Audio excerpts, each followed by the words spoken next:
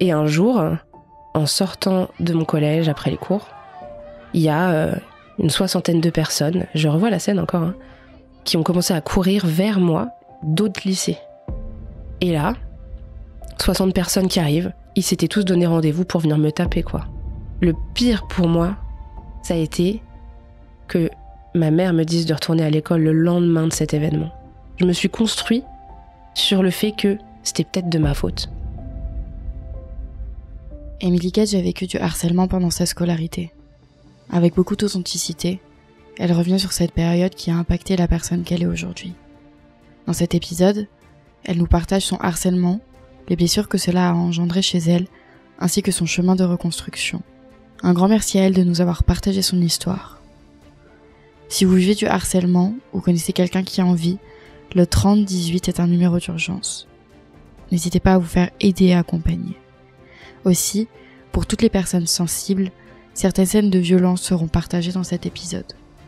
Que vous ayez fait partie des harceleurs ou des harcelés, ou même de la majorité silencieuse, je pose l'intention que ces témoignages vous éclairent sur les comportements humains et sur leurs répercussions.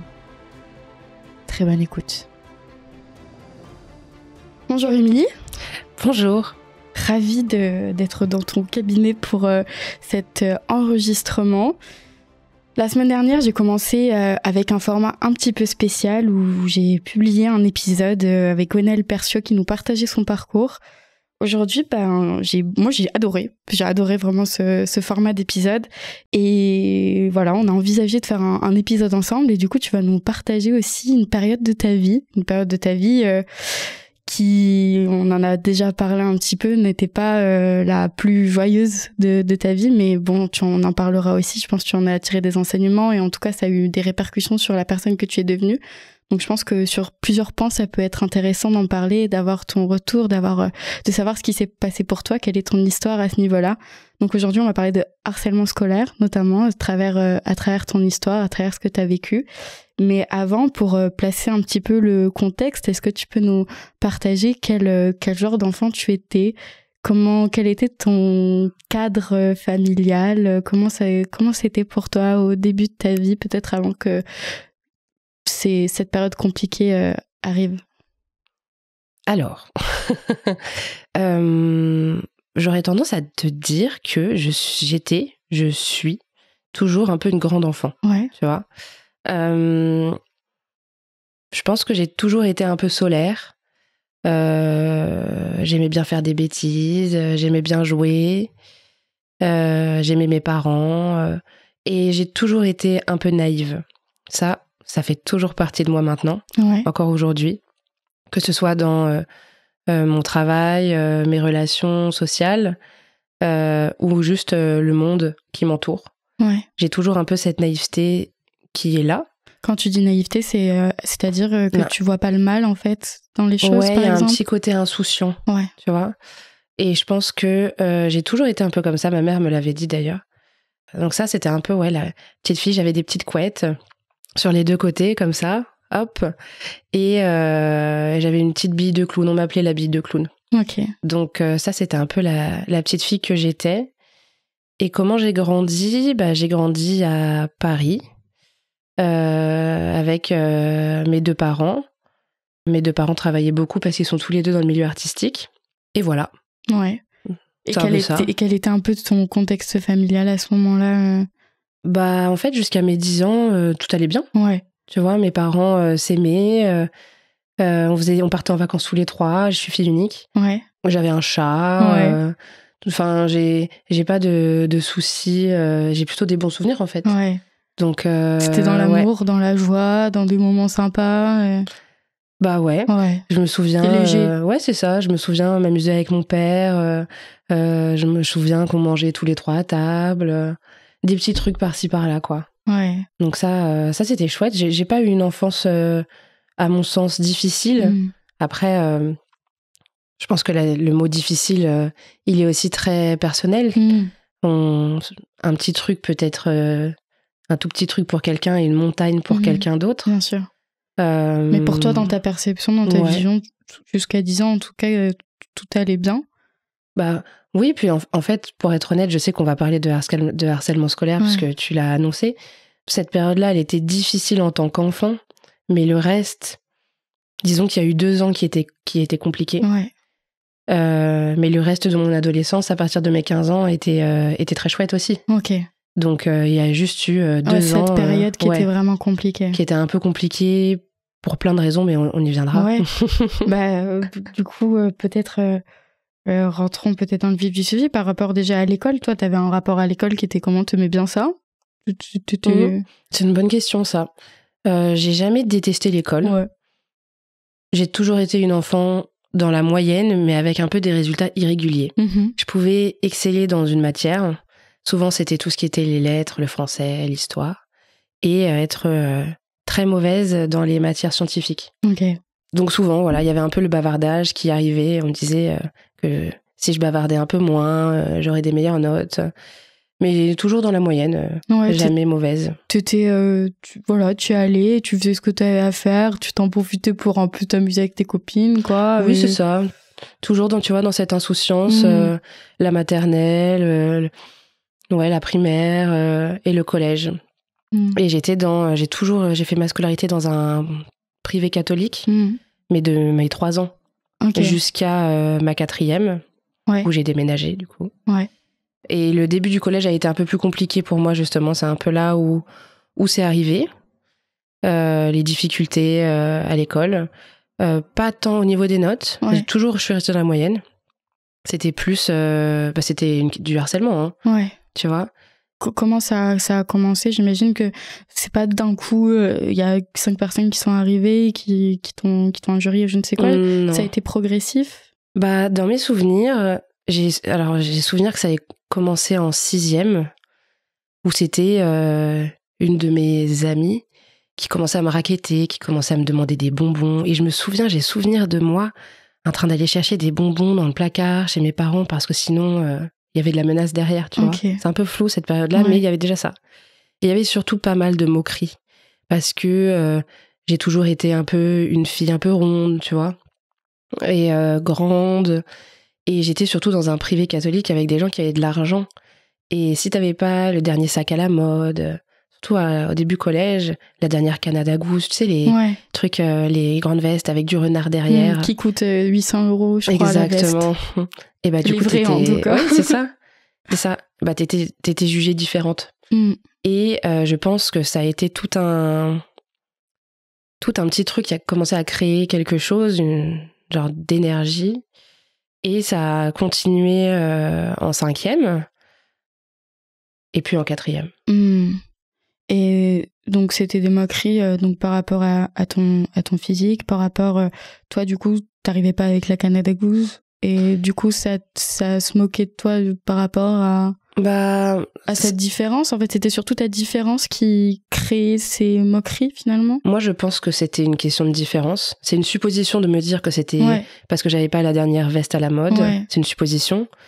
Mais il y a ce truc où même encore maintenant, je me demande pourquoi c'était moi. Tu vois. Pourquoi j'ai pas vraiment d'explication sur ce qui s'est passé. C'était moi. Et voilà. Mais c'est comme si derrière j'avais le besoin d'essayer de trouver une réponse, et la réponse c'était parce que j'étais différente, tu vois. Que ce soit physiquement, et encore j'étais pas la seule ronde du collège, tu vois, donc même ça finalement ça s'explique pas vraiment, quoi. Ouais, de pourquoi c'était toi et pas une autre qui avait potentiellement entre guillemets les mêmes caractéristiques que toi. Ouais. Mais c'est l'explication que je me suis donnée, on va dire la plus rationnelle, pour m'en sortir quand j'étais ado, tu vois. Ce qui fait que, du coup, ça t'a fait te remettre beaucoup en question? Parce que les moqueries, est-ce que tu as des exemples? C'était quoi, en fait, exactement? Comment ça se manifestait, ça s'articulait? Il y avait beaucoup d'intimidation. On pouvait me coincer dans les couloirs, à la pause, à la récré. Il suffisait que j'aille chercher un truc dans mon sac, dans la classe, et puis hop, on me prenait dans le couloir, et puis on me disait que j'étais nulle, ou quand je passais, on me disait, il y a encore Émilie, toujours là, on m'appelait Fukushima, ça je m'en souviens. Alors, pourquoi Fukushima? Le truc n'a pas trop de sens. Donc c'était plein de trucs comme ça qui en fait me mettaient dans cette insécurité de j'ai pas à être là. Et il y a eu tout un truc comme ça, et ça a duré du coup toute l'année de ma 5e.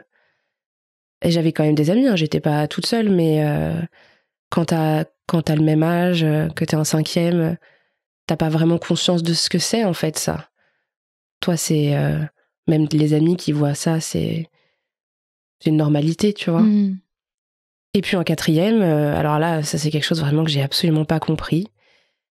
Autour de mon collège, j'avais 2 autres collèges, lycées publics, où moi j'étais dans le privé. Et il y a des rumeurs qui ont commencé à tourner sur moi. Mais des trucs... c'était sale, quoi. Je vais pas le dire là, mais des trucs que je comprenais pas.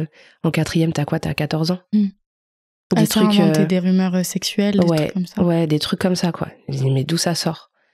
Et un jour, en sortant de mon collège après les cours, il y a une 60aine de personnes, je revois la scène encore, hein, qui ont commencé à courir vers moi d'autres lycées.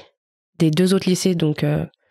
en fait, vu que les 3 lycées et collèges étaient ensemble, à côté, on connaissait un peu des gens du collège et du lycée. Il y avait des genres de bandes, les populaires de mon collège sortaient avec les populaires de l'autre, tu vois.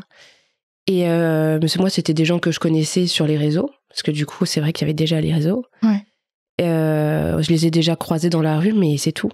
Et là, 60 personnes qui arrivent, ils s'étaient tous donné rendez-vous pour venir me taper, quoi. Truc de fou. J'ai pas compris. Et il y en a un qui m'a bloqué pour que les gens puissent arriver. Et du coup, j'étais coincée contre un mur en arc de cercle et je pouvais pas sortir, quoi. Et forcément, vu que c'était en dehors de l'école, c'était pas la faute, la responsabilité. Ouais, c'était pas la responsabilité de l'école. Donc, ça s'est passé comme ça et je me souviens avoir dû prétexter un mensonge pour dire je peux y aller, j'ai rendez-vous chez le médecin pour pouvoir sortir de cet arc de cercle. Ah ouais. Et du coup, t'étais vraiment dans un truc de... Mais j'ai pas à être là, je suis pas aimée, les gens me détestent en fait, presque, non? C'était de la haine en fait. Il y avait de la haine et quelque chose d'incompréhensible parce que j'ai rien fait. Ouais. Tu vois? Donc il y a cette notion d'injustice. Je me suis un peu construite aussi sur cette injustice et ce truc de ne pas comprendre. Ouais. Ça a créé un flou en toi de se dire mais qu'est-ce qui se passe en fait? Ouais. Ça a été ça. Et puis en même temps, c'est littéralement très violent parce que tu sors des cours, tu t'apprêtes à rentrer chez toi pour faire tes devoirs pour le lendemain. Puis t'es à des années-lumière de te dire, il y a des gens qui m'attendent pour me taper, quoi. Pour m'humilier. C'est de l'humiliation, hein. Ouais. Tu vois? Pour te dire que, excuse-moi des termes, t'es qu'une merde. Et encore, je sais même plus, pour être honnête, je pense que il y a une dissociation totale. La seule chose que je voulais, c'était sortir et c'est pour ça que j'ai dit que j'avais rendez-vous chez le médecin. Je me souviens pas vraiment de ce qui s'est passé quand j'étais entourée. Hein. Ouais. Et c'est traumatique, quoi. Ouais. Donc j'avoue que là, il y a un peu des blancs dans mon esprit. Mais je pense que le plus dur, il est venu après. Parce que, ok, il y a cet événement-là, mais l'après, qui est un peu ce dont on a parlé au téléphone, la notion de soutien, qui du coup, normalement, est censé venir réparer ce que cet événement a créé. Ouais. Parce que c'est ce que tu disais, donc quand t'étais dans cet arc de cercle, tu prétextes un rendez-vous chez le médecin, finalement tu rentres chez toi? Ouais, c'est ça. Alors j'ai souvenir d'être rentrée chez moi et mon père était en répétition de théâtre, puisque du coup il est comédien. Et je me souviens très bien, mon appartement était en long, ça faisait comme un L, donc il était dans le salon qui était au bout du L. Et il a fallu que je dévalise en fait tout le couloir pour arriver dans le salon et le voir en pleine répétition. Puis il me voit dans un état pas possible, quoi. Et là, je dis tout. J'avais pas le choix. Et il prend ça assez au sérieux vu qu'il voit mon état sur le moment venu. Il comprend et physiquement aussi, t'avais des coups, non? J'ai pas souvenir de ça. Ok. C'est plus émotionnellement, t'arrives et t'es dévastée. J'étais déboussolée, tu vois, désorientée. J'avais 4e, t'as 14 ans, quoi. 13-14, ouais. Et il prend ça assez au sérieux. Et en fait, il semblerait que ce soit des amis. C'était un peu comme une genre de grande famille, des gens avec qui j'avais grandi depuis mes 3 ans. Donc du coup, mes parents connaissaient leurs parents, et ainsi de suite. Et il y avait des personnes que mes parents connaissaient, qui étaient dans le lot, qui du coup les ont appelés pour parler de tout ça. Et il me semble que ce qu'ils ont fait, ça a été de déposer une main courante. Et de mémoire, ces quelques personnes-là devaient pas s'approcher de moi à quelques mètres, quoi. Je crois que il s'est juste passé ça. D'un point de vue pratico-pratique, quoi. Ouais. Et ta mère, quand tu lui en parles, au début, elle réagit comment ? Bah, c'est ça qui est un peu plus complexe.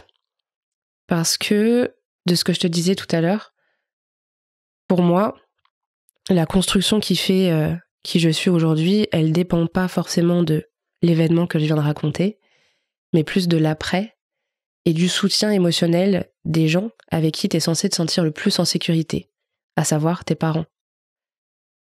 Et je l'ai pas eu. Le pire pour moi, ça a été que ma mère me dise de retourner à l'école le lendemain de cet événement.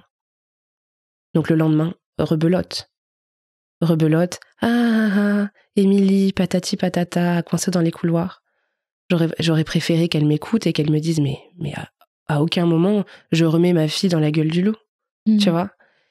Tu t'es pas sentie considérée et écoutée en fait à ce moment-là ? Bah tu t'es non. sentie invisible dans ta souffrance ? Ouais, le mot invisible il est bon parce que j'ai discuté c'est assez frais, il y a je pense 1 an avec ma mère sur ça parce que je lui disais qu'à chaque fois que je parlais de cet événement-là, elle changeait de sujet. Mais par exemple, elle me disait faut que j'aille nourrir les chats alors que j'étais en train de lui parler de ça. Et je sentais que c'était pas... Elle arrivait pas à connecter à ça, en fait.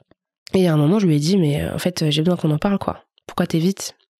Et elle m'a dit qu'au début, elle me croyait pas. Parce que quand on est enfant, on a tendance à mentir et à enjoliver les situations. Que c'est sûrement pour ça qu'elle m'a laissé continuer à aller à l'école et à vivre tout ça parce qu'elle pensait pas que je le vivais vraiment. Et ça, je pense qu'un enfant, il le sent. Il le sent quand il est pas écouté, quand il est pas pris au sérieux, considéré, c'est le bon mot que tu utilisais. Le mot considération, à mon sens, maintenant qui suis dans le métier de l'accompagnement, il cache tellement de choses. Il cache notamment la notion d'amour de soi, se sentir considéré par des autres et être capable de se considérer soi-même. Et je pense que c'est pour ça que je te disais que l'après était plus compliqué. Et je te l'ai aussi dit au téléphone quand on s'est appelé. À aucun moment, on m'a dit que c'était pas de ma faute. Ouais. Tu vois ? À aucun moment, on m'a pris dans mes bras, on m'a pris dans les bras et on m'a dit mais t'y es pour rien. À une gamine de 14 ans, quoi. Ça veut dire que inconsciemment, à mon sens, je me suis construit sur le fait que c'était peut-être de ma faute. Ouais. Du coup, une estime de toi minable, j'imagine. Enfin, tu devais... Moi, je pense qu'elle était pas... toi, elle devait être... Ça a dû mettre un gros coup de pied dedans, quoi. Ouais. Je pense qu'elle était très, très basse pendant toute la fin de ma scolarité, jusqu'à que je déménage à Strasbourg et que je construise une autre vie à la fac. Parce que du coup, tous ces événements-là à l'école, ça a fini par te créer de l'anxiété scolaire ? Non, parce que après, faut rajouter que j'ai pas eu que ça dans ma vie à ce moment-là. Ouais. J'ai mon père qui est tombé malade d'un cancer au même moment. Ok. Et c'est pour ça qu'il y a ce truc de... Maintenant, je sais que mes parents, ils ont fait de leur mieux. Mais ils pouvaient pas faire plus que ça. Parce que justement, mon père était malade et ma mère venait de perdre sa mère, donc ma grand-mère, et mes parents étaient en plein divorce. Donc, il y avait la totale. Donc, évidemment qu'ils pouvaient pas être plus avec moi. Ils avaient des choses à gérer. Ma mère, elle devait s'occuper de ramener de l'argent. Je le sais maintenant parce que mon père était malade et il pouvait plus travailler. Donc, il fallait subvenir aux besoins de 3. Donc, je me souviens, elle faisait du Airbnb. À l'époque, c'était du bed and breakfast. Et du coup, il y a des gens du monde entier qui sont venus vivre à la maison. Je me souviens qu'elle m'a dit qu'elle avait vendu son alliance pour m'acheter des nouvelles fournitures. Des choses qui, finalement, quand j'y réfléchis, j'étais pas censée savoir non plus. T'étais à une place aussi de confidente. Ouais. Et d'un autre côté, toi, on t'écoutait pas. Enfin, pas ça. Comme t'aurais eu besoin à ce moment-là, en tout cas. C'est ça. Maintenant, je pense que je le regarde avec... je regarde ça avec un regard de praticienne et je sais qu'il y avait un problème de systémie dans la famille. Mais je sais qu'ils ont fait de leur mieux aussi. Ça a été difficile, ça, de l'accepter que Ils ont fait de leur mieux? T'as fait un travail... C'est assez récent. Hein. Ouais. Je pense qu'il y a une partie de moi qui accepte. C'est celle qui est consciente. Par contre, ce qui est sûr à mon sens, c'est que la partie qui est inconsciente et qui a des blessures et elle sait même pas qu'elle en a, bah elle peut pas pardonner puisqu'elle en a pas conscience. Elle est en colère. Non, je suis plus en colère. Ok. Mais la colère, je l'ai eue. Maintenant, je sais pas de la colère, c'est... Et en fait, si tu veux, je me suis détachée des émotions du passé. L'événement est là. L'émotion n'est plus là. Et aujourd'hui, je suis fière de la personne que je suis. Tu vois, on parlait de considération. La considération, je l'ai parce que j'ai conscience de la valeur que je suis, de la personne que je suis, et je suis fière de moi. Donc, à quoi bon me rester connectée à des émotions de souffrance que j'ai vécues étant plus jeune, parce qu'elles me desserviraient. Et d'ailleurs, elles me servent plus finalement à avancer. Par contre, ce qui reste, effectivement, c'est les comportements que j'ai mis en place pour survivre. C'est con, excuse-moi du terme, c'est un peu bête. Tu peux y aller.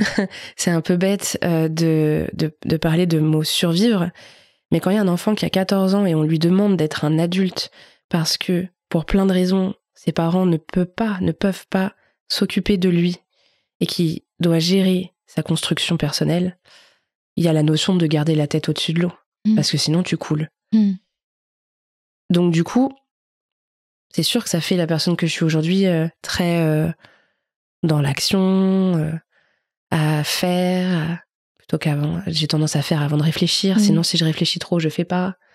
Donc voilà. Ouais, ça a construit la personne que tu es avec tes qualités et tes défauts. Hein. Bien sûr. Et du coup, à cette période-là, cette période d'après, toi, qu'est-ce qui t'a aidé justement à réintégrer peut-être les émotions et à récupérer ta valeur, en fait, et à renforcer ton estime de toi?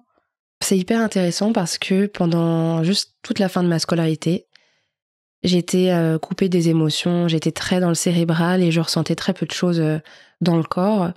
Du plus loin que je me souvienne, quand j'étais un peu stressée, j'avais la gorge qui se serrait quand j'avais envie de dire quelque chose et que j'avais peur de le dire.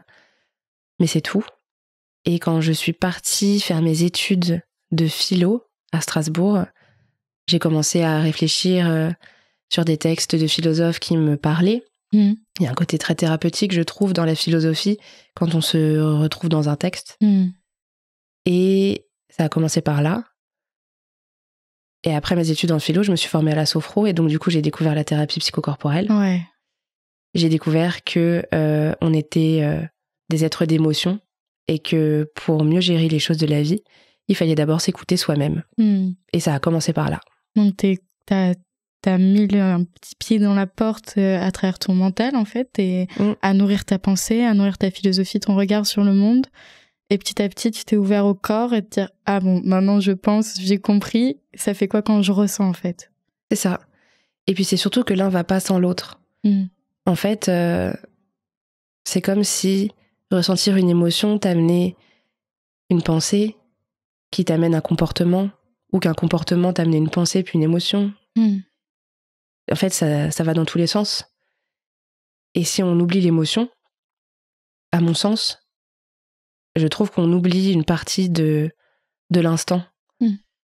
C'est l'émotion qui, à mon sens, rend vivant. Et en fait, pendant longtemps, j'avais pas envie, je dirais même que j'avais peur de ressentir les émotions, parce que la dernière fois que je les avais ressenties, c'était douloureux. Ça avait été horrible. Exactement.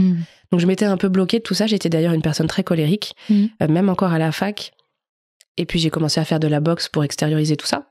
Ouais. Parce qu'il fallait que ça sorte, c'était jamais sorti. Et ça a dû t'en bien fou. Ah ouais, tellement. Et maintenant, je me mets rarement en colère. Avant, j'ai surtout compris que la colère, c'était contre moi. Comme s'il y avait une genre de sadomasochiste, de je mérite, en fait, de toute façon, de souffrir. De se dire, mais presque de t'être laissé faire, parce que tu disais, mais je mérite. Ouais, il y avait ce truc-là de je mérite de me faire du mal, et donc, mentalement. Et donc, comment on fasse? Et ouais. C'était pas tant les gens qui me faisaient du mal dans mes années de fac. Ouais. C'était plus moi qui me faisais du mal par rapport au fait de garder tout pour moi. Et j'étais dans un cercle vicieux de pas réussir à m'exprimer parce que je savais pas faire, donc j'étais en colère. Et donc du coup, je gardais tout pour moi. Et au moment où j'avais envie de l'exprimer, c'était plus possible. C'est ça. Et donc c'était très maladroit. Donc ça créait des conflits, des incompréhensions. Ça a commencé par être ma phase un peu d'apprentissage à exprimer tout ça. D'apprendre à t'exprimer et à ressentir, et puis du coup d'exprimer qu'est-ce que tu ressens. Ouais, c'est ça. Et puis après, j'ai compris que on pouvait totalement exprimer avec des mots et que souvent les mots permettaient d'être finalement une expression de l'émotion. Une émotion, elle n'est pas saisissable, elle est ressentie. Pour autant, pour l'exprimer, pour la communiquer, il faut savoir l'écouter pour dire des mots justes dessus. Et c'est ça que j'ai compris en faisant le métier que je fais aujourd'hui. Ouais. Et du coup, quel comportement, tu penses, cette période-là, quand même assez charnière, a créé chez toi, dans ta relation à toi, donc t'expliquais peut-être dans ta manière de te voir, dans ta considération, mais du coup, quel comportement en a découlé? En fait, il y a plusieurs choses. Le côté, on va commencer par le négatif, entre guillemets, les mauvais comportements, les comportements indésirables, c'est que j'ai quand même de la vigilance quand je suis dans des environnements sociaux nouveaux. J'ai un groupe d'amis, quand il y a une ou deux personnes, si ce n'est plus, des fois une suffit, que je connais pas qui arrive, je me mets tout de suite en retrait, en alerte aussi. Enfin, je sens que je fais plusieurs pas de recul, pour observer, pour être sûre que cette personne, elle va pas me faire de mal. Ça, je sais que c'est inconscient, mais je l'ai conscientisé. Donc il y a ce truc-là, un peu de t'es qui? Avant que je te parle, fais attention. Avant que je m'ouvre, en fait. Avant que je m'ouvre, ouais. Ouais, il y a cette notion-là, de pas m'ouvrir à tout le monde. La notion aussi d'avoir peur d'être vulnérable, je commence à l'accepter, à comprendre que c'est une force, la vulnérabilité. C'est une des raisons pour lesquelles j'ai accepté de partager tout ça avec toi aujourd'hui. Merci. Parce que je trouve qu'il y a beaucoup plus de courage à exprimer sa vulnérabilité qu'à ne rien dire du tout. À fond. Donc ça fait partie de ça. Et en termes d'autres comportements indésirables, il y a je sais que j'ai beaucoup de confiance en moi, parce que je fais une différence entre la confiance et ce qu'il y a du domaine de l'estime personnelle, de l'amour de soi. Et la confiance en soi, c'est une capacité, c'est à mon sens quelque chose qui s'apprend, la confiance en soi. Et donc c'est pas inné, et c'est l'idée en fait d'être dans l'action, de se mettre en mouvement, de se sentir capable de. Et ça, c'est vrai que j'ai pas de difficulté à faire ça. J'ai pas réfléchi une seule seconde en me mettant en libéral à 20 ans, à monter ma boîte, à faire des formations, être dans le mouvement, il n'y a pas de souci. Par contre, effectivement, l'amour de soi, ce qui est du domaine de l'estime et de la considération, c'est un peu plus difficile. J'ai du mal à me considérer comme, à mon avis, les gens me perçoivent. Et je pense que ça, c'est ce qui est resté de tout ça, parce que forcément, quand pendant 2 ans, on te dit des choses étant enfant, ça crée des systèmes de croyances énormes dans la construction d'un enfant. Et je pense que j'en ai beaucoup qui sont maintenant du domaine de l'inconscient et qui, du coup, c'est un peu compliqué de travailler dessus. Ouais, parce que ça agit en sous-marin, quoi. Ouais, c'est ça. Et donc, du coup, on sait pas que c'est là. Parce que limite, je mets des gros guillemets sur ce que je dis, mais ça peut limite faire partie d'une construction identitaire, en fait. Ah oui. Alors, je mets des gros guillemets parce que l'identité, c'est bien plus que ça, bien plus complexe que ça. Mais je pense que, avec tout ce que j'ai pu entendre, j'en ai fait inconsciemment une identité sur certaines choses, notamment le rapport que j'ai avec mon corps, par exemple, quoi. Donc, il y a ce truc-là qui, je pense, est un peu compliqué, l'image, la peur du jugement des autres aussi.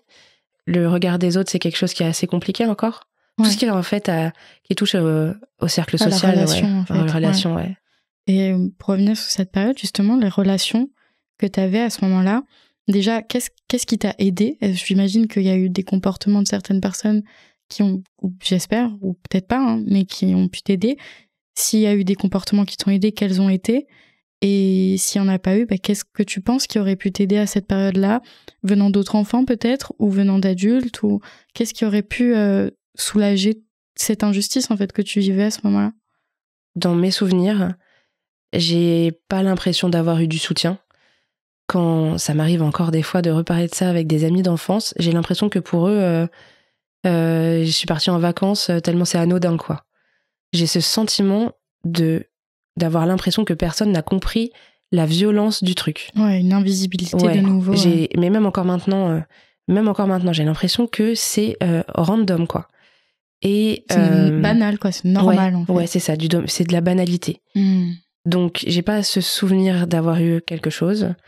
Hormis, effectivement, le fait que mes parents mettent une main courante. Mais pour moi, ça aurait dû être beaucoup plus que ça. Parce que la main courante, c'est rien. Donc, surtout qu'il n'y a pas forcément eu de conséquences à cette main courante. Non, il n'y a rien eu. Par contre, j'ai déménagé après cet événement-là parce que mes parents ont divorcé et je suis juste allée vivre avec ma mère. Donc là, il a fallu que je me reconstruise et que ma mère aussi, puisqu'elle sortait d'un divorce. Et du coup, là, j'ai fait beaucoup de bêtises. J'étais un peu une enfant rebelle, une ado rebelle. Et je me suis un petit peu calmée parce que je savais qu'il fallait que j'aie mon bac. Sinon, je pouvais pas partir à Strasbourg. Donc, je me suis calmée pour travailler et avoir mon bac. Mais disons que ma seconde et ma première, c'était beaucoup, beaucoup de turbulences. Ouais. J'étais en colère que ma mère refasse sa vie. Et j'étais dans cette carapace de je suis dans un nouveau collège-lycée, on peut me refaire la même chose. Donc j'étais dans cette hypervigilance et surtout dans un contrôle total de mon identité. Je savais pas qui j'étais. Et je mettais tout le temps des masques parce que je voulais que les gens m'aiment. Parce que j'avais peur que ça se refasse. Si t'étais toi-même, tu te le prendre en pleine fouet. Ouais. En tout cas, c'est ça. C'était la croyance que j'avais. Donc je me suis dit, je sais pas qui je suis. J'ai vraiment perdu du sens dans qui j'étais.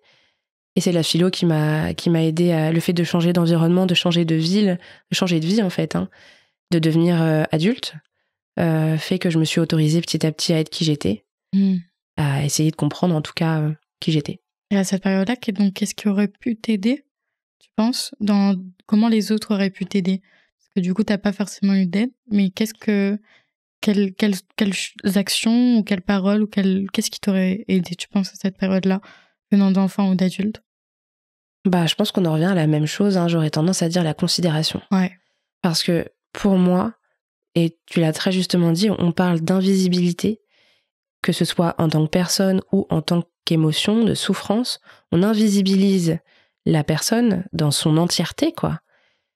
Et je pense que s'il y avait eu ne serait-ce qu'une once de considération, ça changerait beaucoup l'image que j'ai de moi-même. Ouais, tu te serais sentie plus comprise et vue dans ce que tu vivais et en mode on est d'accord, c'est injuste en fait.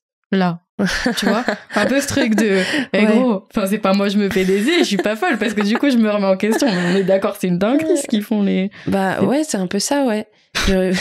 C'est un peu ça, ouais. Je sais pas si je l'aurais dit comme ça, je pense que je l'aurais dit un peu même encore plus je l'aurais dit de manière très sèche, en mode je sais pas si vous vous rendez compte de la gravité de ce qui s'est passé. Gros. Non mais c'est ouais, je pense qu'il y a ce truc de... En fait, si tu veux, je pense que s'il y avait eu de la considération et de la légitimité de... Ok, que ce soit mes parents ou mes amis ou les parents de mes amis, ok, tu as vécu ça, c'est grave, nous sommes tes parents, nous sommes des adultes, on va prendre soin de toi. Il y aurait eu déjà ce besoin de sécurité qui aurait été comblé. Donc du coup... Là, il y a des moments où moi, je me sens beaucoup en insécurité, c'est ce que je disais dans des événements sociaux.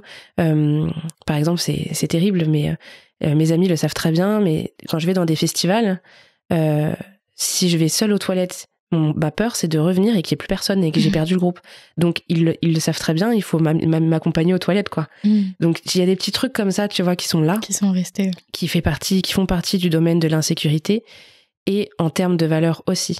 Ce que je pense de moi, c'est bien et des fois pas bien. Et je pense que si on m'avait juste dit, c'est pas ta faute, tu es une belle fille, tu es une personne très aimée, je pense que ça aurait changé beaucoup de choses. Ouais. Donc ça, c'est par exemple un conseil que tu donnerais à des parents, peut-être, dont leurs enfants subissent du harcèlement. Pour en avoir parlé il y a quelques jours avec une maman dont sa fille a aussi subi du harcèlement. Il y a aussi un sentiment un peu je sais pas quoi faire en fait, parce que d'un autre côté il y a certains professeurs qui veulent pas reconnaître, qui veulent pas voir, que tu vois c'est pas reconnu, c'est pas vu, et du coup ils sont un peu dans ce truc de à la fois faut que ma fille elle aille à l'école et que à des moments peut-être elle se renforce sur certains trucs, ça fait aussi partie de la vie, et de l'autre j'ai envie de soutenir mon enfant. Donc en tant que parent, pour toi quelle est la posture juste? C'est cette écoute en fait juste de l'enfant, de la considération? Je pense que c'est un peu plus complexe que ça. À mon sens, c'est pas vraiment à mon sens. Ma mère, elle m'a dit quelque chose que je trouve très juste et que je le saurai sûrement quand je deviendrai maman. Être parent, c'est le plus beau métier du monde, mais c'est aussi le plus dur. Parce que justement, on est face à une autre personne, en l'occurrence un enfant, qui a ses propres systèmes de pensée, ses propres représentations et donc sa propre vision du monde. Et nous, en tant que parents, on a la nôtre. En tout cas, c'est ce que moi, je comprends maintenant en tant qu'adulte. Et ma mère, mon père, avaient leur propre vision du monde et j'avais la mienne sur ce qui se passait. La complexité, à mon sens, dans ce rôle-là, c'est d'oublier sa vision du monde à nous, en tant que parents, et de se fier à celle de l'enfant. Et pour moi, elle est là, la complexité. C'est ce que je te disais, ma mère, au début, elle pensait que Tu vas le dire. Elle pensait que t'en faisais trop. J'en faisais trop. Elle pensait que j'en faisais trop, que j'extrapolais, tu vois, que je mentais. Alors que si elle avait pris en compte ce que je disais tout de suite, en disant je fais confiance à ma fille, pourquoi elle dirait ça? Ça changerait beaucoup de choses. Donc pour moi, la complexité, elle est de faire confiance à l'enfant. Parce que quand on est adulte, on a forcément une vision du monde qui est différente que de celle d'un enfant. Pour autant, la vision du monde d'un enfant est tout aussi pertinente, voire même plus. Des fois, les enfants sont d'une lucidité énorme, je trouve. Et d'une vérité aussi. Des fois, ils clouent le bec aux parents. Hein. Ouais. Je vois des trucs assez dingues sur des vidéos. Et je pense que les parents, à mon sens, ils doivent faire confiance et en même temps éduquer, c'est pas évident. Ça veut dire faire confiance à l'enfant qui va faire ses devoirs tout seul de son côté et en même temps lui dire de faire ses devoirs, tu vois. Donc il faut faire confiance à l'enfant. Et c'est ce que ma mère a fait quand on s'est retrouvés seuls pendant mon lycée. Elle n'avait pas de choix que de me faire confiance. On en a déjà parlé parce qu'elle travaillait sur Paris et on avait déménagé en banlieue parisienne. Et elle partait à 6h du matin, elle rentrait à 22h avec les RER et moi j'allais au lycée. Elle était obligée de me faire confiance sur ce que je faisais en dehors des cours. Forcément, j'ai fait des bêtises. Mais c'était obligé. Oui. Puis d'un autre côté, heureusement que tu les as faites aussi. Enfin, ça fait partie de toi. Bah ouais, complètement. C'est toujours des petites anecdotes. Ouais, c'est ça, ça te fait des souvenirs. Ouais, c'est ça. C'est ça. Et il y a une notion aussi que j'aimerais bien aborder parce qu'on a un petit peu parlé justement donc, du rôle des autres et de l'impact qu'auraient pu avoir les autres. Moi, j'aimerais bien parler de cette masse de personnes qui voyaient et qui n'agissaient pas. Tu vois, ce truc parce que je pense qu'il y a une minorité qui est victime, il y a une minorité qui est bourreau et il y a une majorité qui est dans « je vois ce qui se passe, mais je fais rien ». Mais c'est déjà une posture, en fait. Et c'est déjà... Qu'est-ce que tu voudrais dire sur, justement, cette minorité qui n'agit pas? Toi, qu'est-ce que ça te faisait, en fait? Est-ce que ça... J'imagine, que ça a renforcé ce sentiment d'invisibilité, de dire, mais vous voyez? Et tout ça va? Ouais. Je pense que ça, c'est un peu du domaine de l'inconscient. J'ai pas souvenir de voir des gens ne rien faire. Ouais. Enfin, si, dans la rue, quand les gens m'ont encerclé, mais j'étais entourée de gens, donc je voyais pas les gens derrière la foule. Je voyais que les gens, mais j'imagine qu'il y avait des passants, qu'il y avait la CPE à l'entrée de l'école, mais c'est tout. Non, moi, ce que j'ai à dire là-dessus, c'est que il y a un poème de Baudelaire que j'aime beaucoup. Ouais. J'aime beaucoup Baudelaire parce que il est très nostalgique et mélancolique. Il arrive à trouver de la beauté dans de la souffrance, et j'aime bien. Et il dit dans un poème, « Le moment où nous sommes le plus seuls, c'est dans une foule affairée de gens. » Et je trouve que c'est très pertinent, parce que le sentiment de solitude, on l'a finalement quand on n'est pas spatialement seul. Et on se sent plus seul quand on est entouré de gens que quand on est vraiment littéralement seul chez soi ou dans un autre espace. Et pour moi, ça traduit quelque chose de très important sur la notion de neutralité. Alors, il y a la neutralité, il y a du domaine de l'action, d'être en mouvement, et de la passivité. Pour moi, les 3 situations, les 3 positions, elles sont tout autant importantes les unes que les autres, mais elles vont traduire, à mon sens, différentes choses.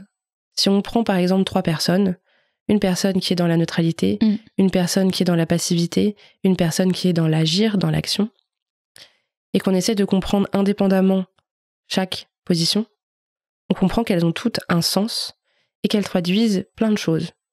Par exemple, quelqu'un qui est passif, ça va peut-être être quelqu'un qui a peur de la violence, qui pense que la passivité va permettre d'éviter encore plus le conflit, et qui du coup va se mettre en recul pour éviter que ça s'envenime, par exemple. La neutralité, c'est peut-être quelqu'un qui pense et qui voit les choses autrement, comme j'ai pas envie d'être dans la violence, mais j'ai pas envie d'être dans la passivité, je sais pas choisir, je ne sais pas faire de choix. Donc du coup, c'est plus facile pour moi d'être dans la neutralité.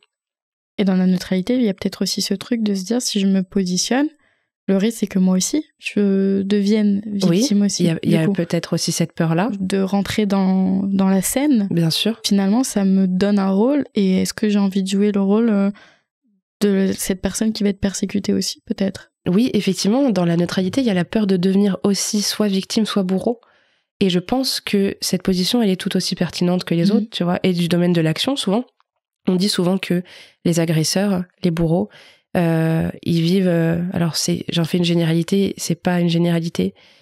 Mais souvent, les agresseurs, ils vivent des choses émotionnellement compliquées dans leur famille. Ils ont aussi beaucoup de souffrance. Et donc, du coup, ils trouvent un bouc émissaire, en fait, pour se décharger. Donc, finalement, c'est des personnes qui sont très à plaindre parce que ils trouvent du plaisir dans la souffrance, un peu comme Baudelaire, finalement. Et il y a un côté qui est assez toxique parce que tu sens que cette personne-là, elles sont aussi en souffrance et elles n'ont pas envie d'être seules, d'être en souffrance. Donc, du coup, elles vont faire souffrir quelqu'un d'autre pour éviter de ressentir encore plus ce sentiment de solitude. Et après, il y a bien évidemment des gens qui suivent cette personne qui souffre et qui, du coup, qui a initié ce mouvement-là. Ces personnes qui suivent, c'est juste des personnes qui ont peur de ne pas être aimées par quelqu'un de plus fort. En tout cas, c'est comme ça que moi, je vois les choses maintenant. Ouais. Ça m'a pris du temps. Ouais. Ça m'a pris vraiment beaucoup de temps. Mais je pense pas qu'il y ait de mauvaise position maintenant. Et à mon avis, tu vois, je suis pas en train de me dire j'aurais voulu que ça se passe comme ça, j'aurais voulu que ça se passe comme ci. Pour moi, c'est ressasser le passé et repasser une cuillère dans les spaghettis, quoi. Ouais. Ça sert à rien. Ça s'est fait comme ça. Et chaque personne a réagi comme ça parce que elle pouvait pas faire autrement. En fonction de son histoire aussi. Ouais, exactement. Elle pouvait pas faire autrement. Mes parents, ils ont fait de leur mieux parce qu'il y avait plein d'autres choses que ce que j'étais en train de vivre dans leur vie à gérer. Et ils ont fait de leur mieux. Et t'arrives à avoir de la compassion aujourd'hui pour tes bourreaux? Non. Absolument pas. Déjà parce qu'il y en a trop. Il y en a trop et parce que je suis toujours dans cette... Il y a toujours cette incompréhension qui est quand même derrière dans un coin de ma tête en me disant j'ai pas compris pourquoi. Et à mon sens, je suis encore assez persuadée que si je les recroise dans la rue, on va encore me dire quelque chose. Donc c'est des gens qui... En fait, ça m'arrive des fois de penser à mal d'eux, d'espérer qu'ils soient eux dans la souffrance et dans la difficulté, mais pas dans la notion de haine. C'est plus dans il y a certains moments dans ma vie où je me sens tellement alignée avec qui je suis. D'autres où il y a des insécurités, bien sûr. Mais globalement, je me sens bien dans ma vie. Je fais un métier que j'aime, j'aide les autres. Je suis fière de ce que je fais, de ce que je suis. Et il y a une petite partie de moi qui espère qu'elles aient trouvé aussi ça. Et une autre qui n'espère pas. Une autre qui a un peu ce désir de se dire j'espère que juste tu vas au moins peut-être comprendre ce que tu m'as fait subir et que tu vas vivre quelque chose du même style. Non, je suis pas dans ce même style-là. C'est plus... J'aimerais en fait que ces personnes, elles vivent aussi des difficultés. Quelles que soient les difficultés. À mon avis, elles en vivent aussi. Et en fait, finalement, c'est limite plutôt bienveillant ce que je dis, parce que c'est derrière la difficulté qu'on à mon sens, on évolue et on s'enrichit. C'est une expérience pour moi, une difficulté. Donc finalement, je leur souhaite beaucoup de choses, beaucoup de difficultés pour que ce soit des belles personnes. En tout cas, j'espère que ce sont devenues des bonnes personnes. Ouais. Et Du coup, quels sont les enseignements que t'as... On arrive peu à peu sur la fin. Quels sont les enseignements que cette période t'a apporté, malgré toute la difficulté? Justement, tu le dis bien à l'instant là, c'est dans la difficulté qu'on... Bah ouais.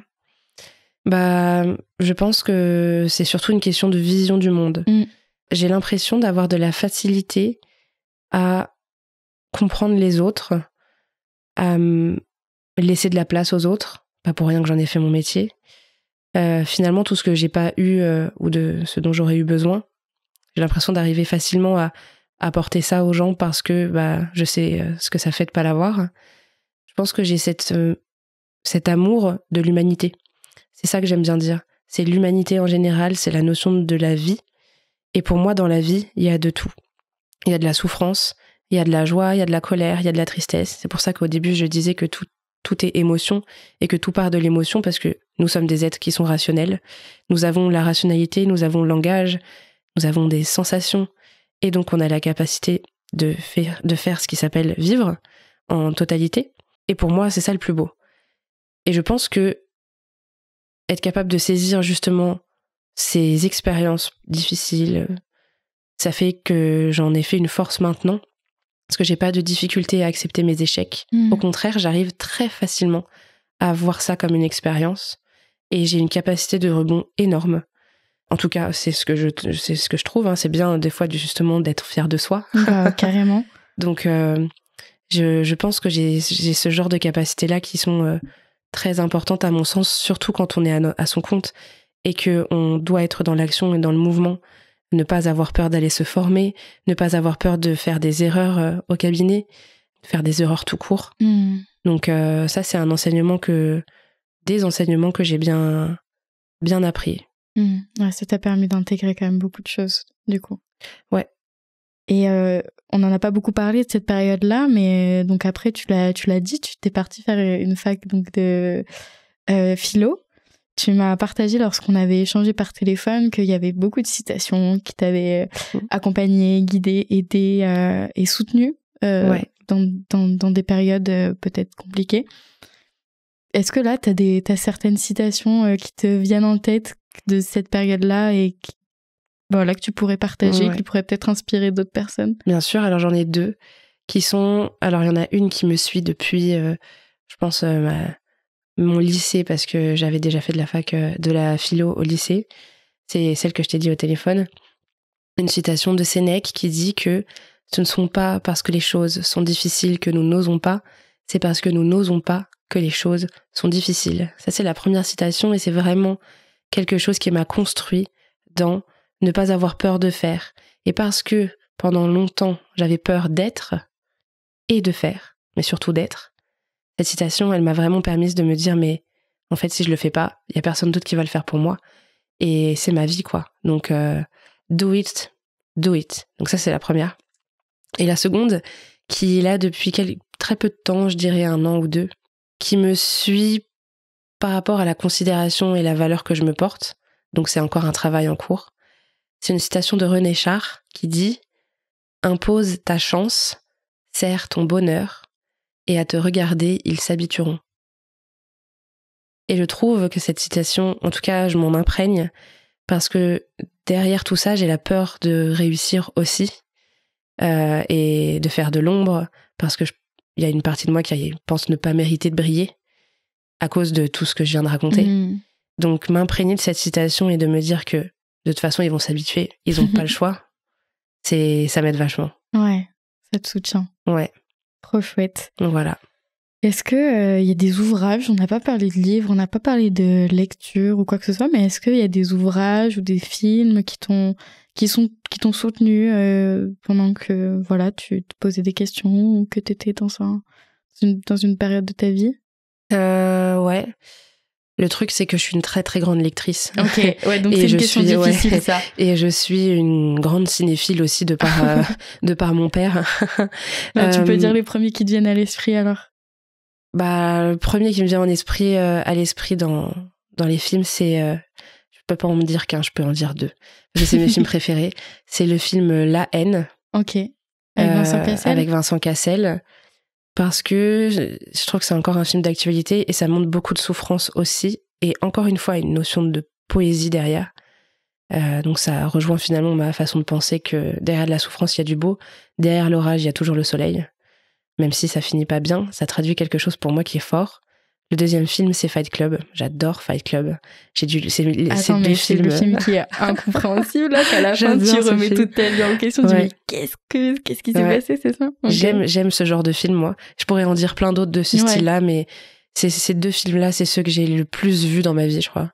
Et qui t'ont permis de te remettre des choses en question, c'est ça, en perspective? Ouais, et de façon différente. Fight Club, c'est un film sur la schizophrénie. Ouais. C'est quelqu'un qui se sent foncièrement seul et qui part dans la folie pour aller chercher des réponses à sa souffrance. Qui il est, en fait. Ouais, qui il est. Donc, il y a vraiment une question d'identité derrière.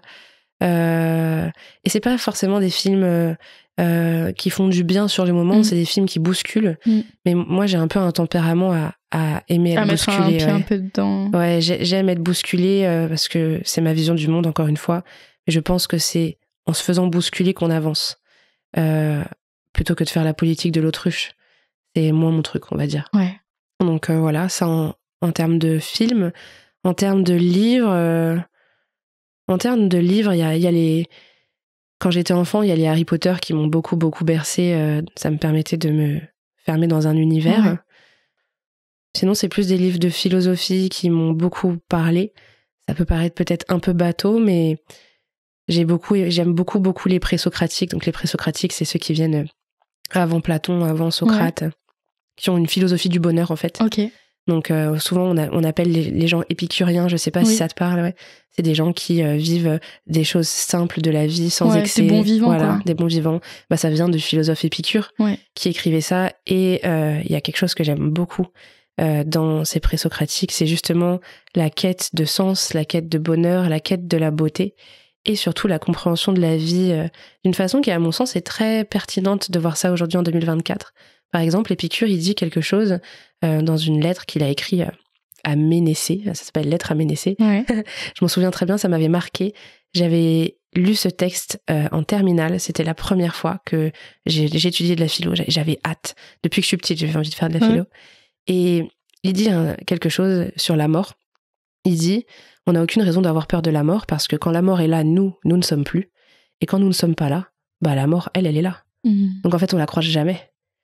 Et je trouvais ça d'une justesse. Et c'est des petits trucs comme ça qui m'ont marqué un peu dans cette vision du monde du bonheur, la quête de la beauté. Ouais, ça a planté des graines que t'as arrosées petit à petit pour qu'elles puissent prendre ta propre coloration ensuite. Quoi. Ouais, c'est ça. Et puis tu vois, dans cette fameuse phrase que je viens de dire sur la mort, je trouve qu'il y a beaucoup de sens finalement là-dedans. À quoi bon finalement avoir peur de la mort si quand on est mort, on la croise pas la mort, on la croise jamais. Et je trouve que c'est d'une vérité vraiment profonde. Et voilà, il y a plein de textes comme ça, quoi. Qui t'ont accompagné. Bah écoute, c'est chouette, c'est des belles références. On n'avait jamais cité Fight Club ou quoi que ce soit dans le podcast, voilà. Tu vois, donc c'est bien. On je suis ravie. Il y a une question que j'utilise pour clôturer mes épisodes. Je sais pas du tout en niveau timing, je sais pas comment on est, mais je pense que on est exactement dans les temps. Donc la dernière question, moi, que j'aimerais te poser, c'est pour toi, Émilie, c'est quoi une terre happy? Oh là, j'ai pas du tout réfléchi à cette question. Bah, dans tous les cas... Une terre happy. Alors, j'ai plusieurs choses qui me viennent en tête. La première chose, c'est le jeu de mots ma thérapie, qui est assez, à mon sens, évident. On est d'accord? Oui. D'accord. Bah, après, il n'y a pas de bonne réponse. Hein. Okay. Y a pas de bonne Donc, réponse. Ça, c'est la première chose qui me vient en tête. Et d'ailleurs, j'ai trouvé ce nom très, très bien trouvé. Merci. Derrière, la notion de terre, elle me renvoie à la notion d'ancrage, se sentir ancré dans le sol, mais en soi, aligné avec qui on est, avec ce qui nous entoure, être là, tu vois. Et être là, c'est pas uniquement d'un point de vue posé dans le sol, physique, il y a aussi tout un non-verbal qui se dégage un état d'être. Un état d'être qui va avec l'état d'esprit. Ce qu'on dégage en fait en tant que personne, tu vois. Et quand t'es ancré, pour moi, tu dégages quelque chose, une lumière en fait, naturelle qu'on a en chacun de nous et qui se traduit simplement parce qu'on est ancré dans le sol. Et pour moi, quand on est ancré dans le sol, c'est parce qu'on s'est fait bousculer. Et c'est le principe d'une thérapie. Tu vois, c'est un peu comme ça que je vois les choses. Ça vient de me venir tout de suite. Hein. Bah écoute. Mais voilà, j'aurais tendance à dire ça. Pour moi, quand on vient voir quelqu'un, que ce soit pour venir avec moi, tu vois, pour travailler de la sophro, de l'hypnose, que ce soit pour faire de la thérapie brève ou pour choisir n'importe quel autre praticien du bien-être ou de la santé, à mon sens, si tu vas voir quelqu'un, c'est parce que tu as besoin de comprendre les choses d'une autre façon. Tu as besoin qu'on t'apporte une autre vision. Et donc, du coup, forcément, si on te bouscule sur ta vision du monde, sur ta représentation, tu vas ouvrir tes œillères, tu vois. J'aurais jamais répondu aussi bien à cette question par rapport à la thérapie. Et peut-être j'ai mal posé ma question parce que c'était vraiment la terre, une terre heureuse, en fait, une terre happy. Ah, tu vois, je l'ai pas du tout vu comme ça. Mais d'un autre côté, je trouve que ta réponse, elle est hyper pertinente, en fait. Ah, ok, cool. Par rapport à l'accompagnement, en fait, c'est pour ça qu'il n'y a pas de bonne ou mauvaise réponse. Tu l'as entendu comme ça, t'as répondu comme ça. Moi, c'était plus dans le sens terre heureuse.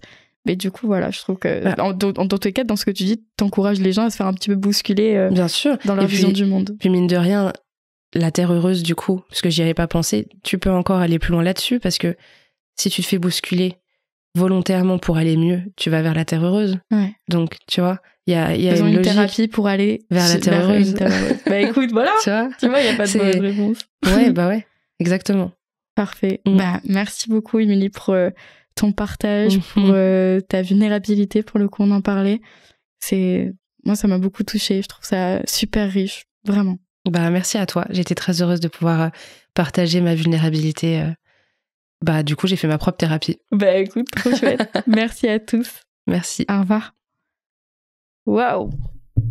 Comment ça tu te sens? Bah, moi, très bien. Et toi?